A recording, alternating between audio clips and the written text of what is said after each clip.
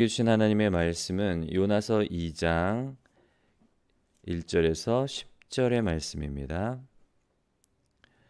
요나서 2장 1절에서 10절의 말씀. 네, 한 절씩 교독하시고 마지막 끝절은 함께 봉독하겠습니다. 요나가 물고기 뱃속에서 그의 하나님 여호와께 기도하여 이르되 내가 받는 고난으로 말미암아 여호와께 불러 아뢰었더니 주께서 내게 대답하셨고 내가 세월 뱃속에서 부르짖었더니 주께서 내 음성을 들으셨나이다. 주께서 나를 깊음 속 바다 가운데 던지셨으므로 큰 물이 나를 둘렀고 주의 파도와 큰 물결이 다 내 위에 넘쳤나이다. 내가 말하기를 내가 주의 목전에서 쫓겨났을지라도 다시 주의 성전을 바라보겠나이다 하였나니 물이 나를 영혼까지 둘러싸우며 기품이 나를 에워싸고 바다풀이 내 머리를 감쌌나이다. 싸우며 땅이 그 밑적으로 나를 오랫도록 감쌌다. 하나님 여호와여 주께서 내 생명을 구덩이에서 건지셨나이다. 내 영혼이 내 속에서 피곤할 때에 내가 여호와를 생각하였더니 내 기도가 주께 이르러 싸우며 주의 성전에 미쳤나이다. 거짓되고 헛된 것을 숭상하는 모든 자는 자기에게 베푸신 은혜를 버렸사오나 나는 감사하는 목소리로 주께 제사를 드리며 나의 서원을 주께 갚겠나이다. 구원은 여호와께 속하였나이다 하니라. 여호와께서 그 물고기에게 말씀하심에 요나를 육지에 토하니라. 아멘.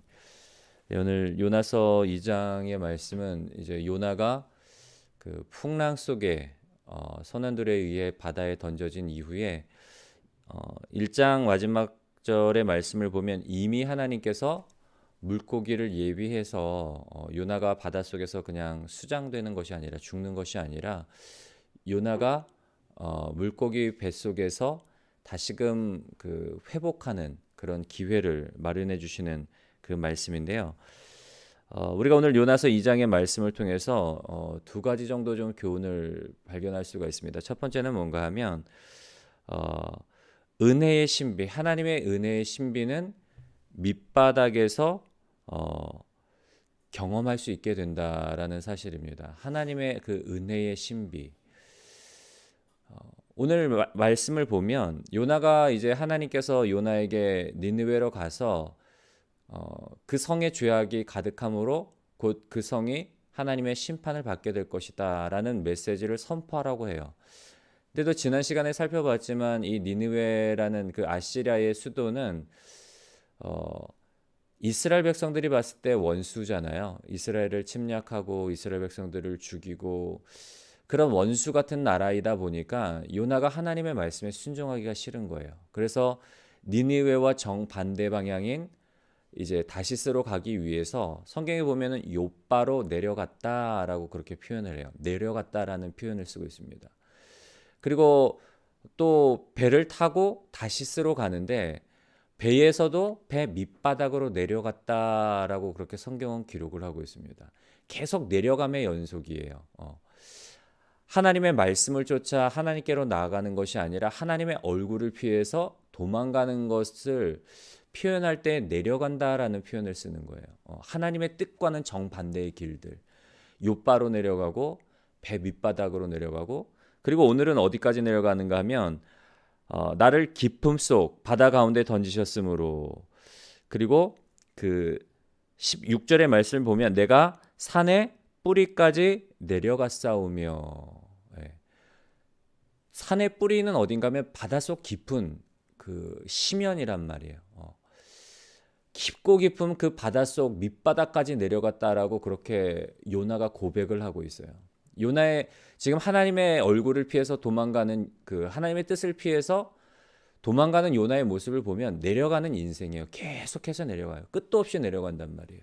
욥바로 내려갔다가 배 밑창으로 내려갔다가 그리고 이제는 정말 그 바닷속 깊은 곳 절망의 그 끝자락까지 내려가는 모습을 볼 수가 있는데 그런데 은혜는 어느 곳에서 일어나는가 하면 그 인생의 밑바닥 가장 깊고 깊은 절망의 그 밑바닥 가운데서 드디어 하나님의 그 은혜를 이제 체험하게 돼요.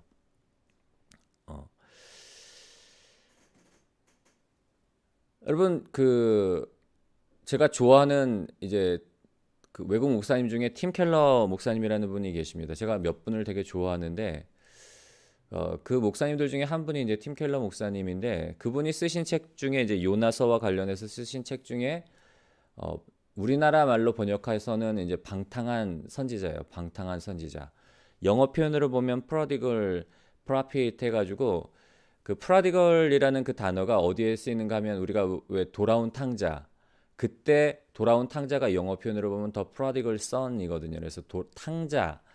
그러니까 이 요나가 어떤 인물인가 하면 이제 탕자와 같은 그런 인물인 거죠. 방탕한 하나님의 뜻을 저버리고 이 하나님의 뜻과는 다른 탕자가 아버지를 버리고 세상 욕심을 쫓아 세상을 향해 나아가다가 온갖 고난을 당한 것처럼 이 요나라는 선지자도 어떻게 보면 탕자와 같은 그런 인물임을 볼 수가 있어요. 하나님의 뜻을 버리고 내려가다가 인생 끝 밑바닥에서 비로소 하나님의 은혜를 체험하고 돌아오는 그런 인생임을 살펴볼 수가 있는데요. 우리가 인간적인 팀 켈러 목사님의 그 방탕한 선지자라는 그 책에 보면은 그런 표현이 나오더라고요. 잔인하신 하나님의 자비. 잔인하신 하나님의 은혜의 자비를 인생 밑바닥에서 경험했다라고 그렇게 표현을 하더라고요. 왜 잔인한 자비라고 그렇게 표현하셨을까? 어제 책을 보면서 생각해 보니까 인간 편에서 우리 입장에서 봤을 때는 잔인한 거죠. 왜냐하면 얼마나 그 인생의 밑바닥까지 내려갔을 때 그 아픔과 그 고통과 그 어떤 말로 표현할 수 없는 그 어떤 인생의 무게들. 하나님, 왜 나에게 이런 가혹한 시련을 주세요? 왜 나에게 이렇게 견디기 힘든 어떤 상황으로 나를 이렇게 몰아가시나요? 우리 편에서 봤을 때는 잔인한 거죠. 그럼에도 불구하고 상황이 잔인한 것 같지만 그 안에 담겨 있는 하나님의 어떤 자비하심과 우리를 향한 사랑. 누누이 말씀드리지만 하나님의 관심은 우리가 육체적으로 뭐 이렇게 바라는 어떤 복들, 물질의 복들, 건강의 복들, 은혜의 복들 이전에 하나님이 우리에게 정말 관심 갖고 있는 건 뭔가 하면 우리의 영혼의 문제거든요. 우리가 세상적으로 성공하고 세상적으로 안정되고 세상적으로 뭐 풍요한 삶을 사는 것보다 하나님의 관심은 우리의 영혼의 문제. 하나님과 우리의 관계가 올바로 돼 있기를 하나님께서는 원하신단 말이에요. 왜냐하면 거기에 생명이 있기 때문에. 진짜 생명은 누가복음의 말씀을 보면 어리석은 부자의 비유가 나오잖아요. 이제 예수님께서 사람들에게 말씀을 전하고 계실 때에 어떤 청년 하나가 예수님을 찾아와요. 그리고 예수님을 찾아와서 하는 부탁은 뭔가 하면 예수님, 내 형에게 좀 말씀하셔서 아버지의 유산을 나와 좀 균등하게 나눠달라고 청탁을 하러 오는 거예요.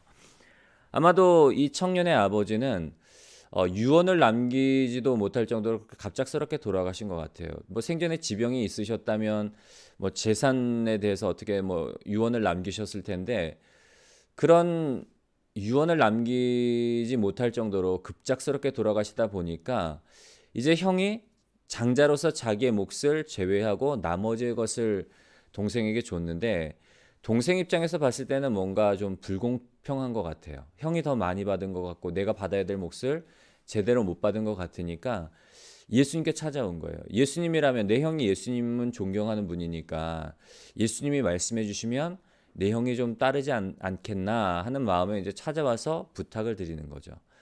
근데 이 청년의 부탁을 가지고 예수님께서는 사람들에게 중요한 것을 가르쳐 주시고자 해요. 이제 이 청년의 부탁을 통해서 사람들에게 중요한 메시지를 가르쳐 주시고자 한 건데 그때 뭐라고 말씀을 하시는가 하면 사람의 생명이 삼갓 모든 탐심을 물리치라. 사람의 생명이 그 소유에 넉넉한 데 있지 아니하니라 라고 말씀을 하시면서 어리석은 부자의 비유를 들려주시는 거예요. 부자가 열심히 수고하고 애쓰고 노력해서 이제 정말 어떤 일평생을 놀고 먹어도 될 정도로 많은 어떤 재물을 이제 거둬두고 창고도 헐고 새로 지어서 다 풍성한 수확들을 거기다 이제 저장을 하는 거죠. 그러면서 스스로 만족하기를 내 영혼아 이제 평안히 즐거이 먹고 마시고 누리자. 이제 그런 어떤 부자의 그 마음, 그 독백. 그런데 어리석은 자여, 하나님이 오늘 내 생명을 거두어 가시면 내가 수고하여 쌓아놓은 것이 누구의 것이 되겠느냐. 그러면서 하나님께 대하여 부유하지 못한 자가 이와 같으니라라고 그렇게 말씀을 마무리하세요.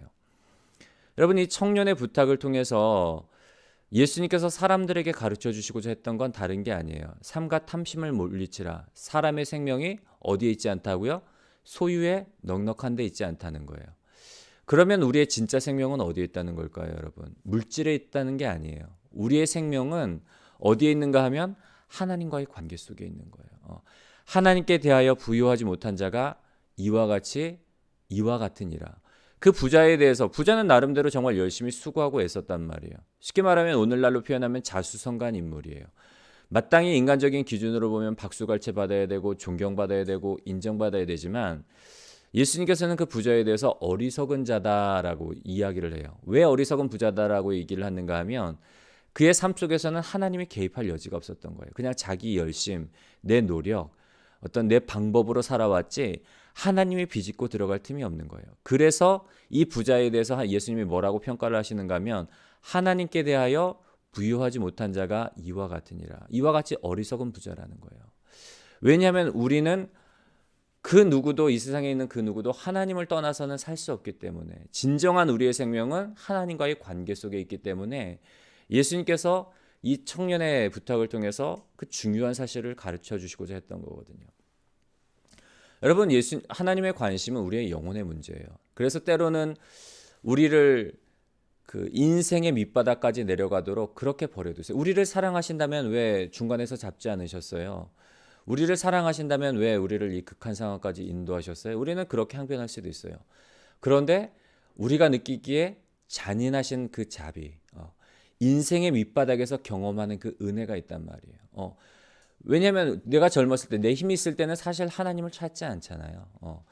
그리고 내 의가 있을 때는 하나님 조금 시련을 당하다가 넘어지면 또다시 돌아가게 돼 있단 말이에요. 그런데 인생의 밑바닥까지 깊이 내려가서 경험하면 정말 우리의 삶의 어떤 중심이 바뀌어지는 그런 은혜가 우리 가운데 있습니다. 그래서 때로는 하나님께서는 우리를 깊고 깊은 인생의 밑바닥까지 내려가게 하심으로 말미암아 그곳에서 하나님을 깊이 만나고 이제는 정말 하나님을 의지하며 하나님만을 바라보는 그런 삶의 자리로 나아가도록 그렇게 만드시는 모습을 볼 수가 있는데요.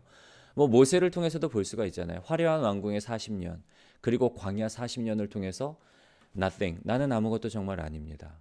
그런 이후에 비로소 하나님께서 모세를 통해서 애굽으로 보내서 이스라엘 백성들을 이끄시는 그런 모습을 볼 수가 있는데요. 오늘 요나의 모습을 통해서 우리의 인생 가운데서도 때로는 우리가 인생의 밑바닥까지 내려갈 때 그 상황이 절망이나 그 상황이 낙심의 상황이 아닌 오히려 축복임을 우리가 좀 잊지 않았으면 좋겠고요.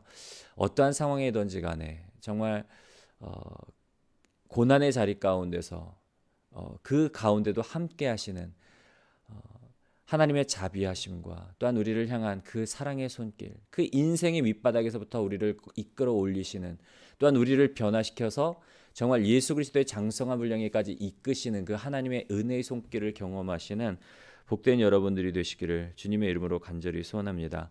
우리가 한 가지 더 살펴볼 수 있는 내용은 뭔가 하면 하나님께서는 우리는 인생의 밑자락, 정말 인생의 고난을 겪는다고 생각을 하지만 그러나 이제 큰 관점으로 보면 하나님은 그럼에도 불구하고 그 가운데서도 하나님의 정하신 뜻을 따라서 우리를 인도하고 계세요. 1장 마지막 절 부분에 보면은 이미 하나님께서 물고기를 예비하사 요나를 삼키겠다라고 그렇게 말씀을 하고 있어요. 이미 물고기를 예비하셔서 바닷속에 빠진 요나를 삼켜서 그 물고기 뱃속에서 3일 동안 요나가 이제 하나님 앞에 회개하고 하나님과의 관계를 다시금 회복하는 이 은혜가 물고기 뱃속 안에서 일어나고 있었지만 요나 개인적으로 보면 잔인한 그 자비를 통해서 회심의 역사, 정말 변화의 역사, 다시금 그 은혜 가운데 나아가는 그 일들이 그 안에서 일어나고 있었지만 그런데 또 하나님의 관점으로 보면 이 물고기는 어디를 향해서 가고 있을까요, 여러분? 니느웨를 향해서 가고 있는 거예요.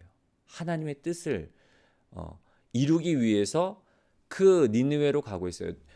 다시스, 니느웨와는 정반대인 그 다시스로 가고 있었지만 멀리 떨어진 그곳에서 물에 빠졌지만 하나님께서는 이미 물고기를 예비하셔서 요나를 삼키게 하셨고, 물고기 뱃속에서는 요나의 회심 사건이 일어나고 있지만 동시에 뭐가 일어나고 있다고요? 물고기는 어디를 향해서 가고 있다고요?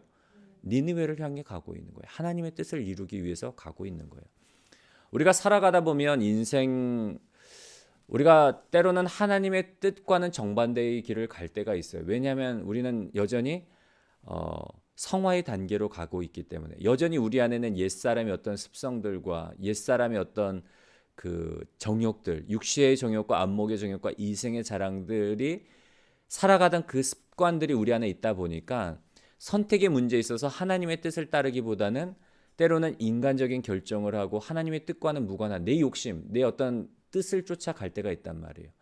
신앙적으로 우리가 올바른 선택을 하는 것이 아니라 신앙적으로 실수를 할 때가 있어요. 아브라함이 하나님이 분명히 흉년의 때 이 가나안 땅에 남아 있으라고 말씀하셨지만 아브라함은 초창기에 믿음이 참 부족할 때는 인간적인 생각으로 판단을 한단 말이에요.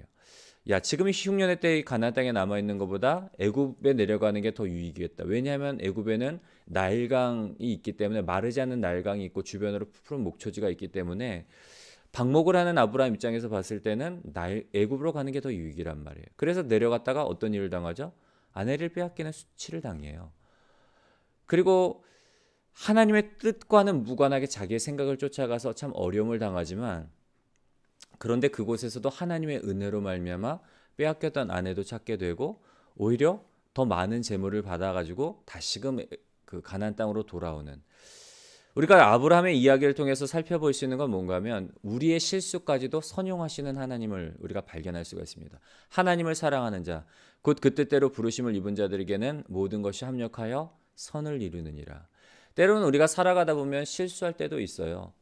하나님의 뜻과는 무관하게 내 어떤 뜻을 쫓다가 절망 가운데 빠지기도 하고 시험에 들기도 하고 어려운 일을 당하기도 하지만, 큰 관점으로 보면 하나님께서는 그런 것까지도 선용을 해서 우리의 큰 그림을 보면 때로는 우리가 잘못된 선택을 해서 막 좌충우돌 가는 것 같지만, 그러나 하나님은 우리의 그런 인생까지도 하나님의 뜻을 따라서 구원을 이루는 예수 그리스도의 장성한 분량에 이르기까지 하나님의 큰 방향을 두고 이끌고 가신다는 것을 우리가 살펴볼 수가 있습니다.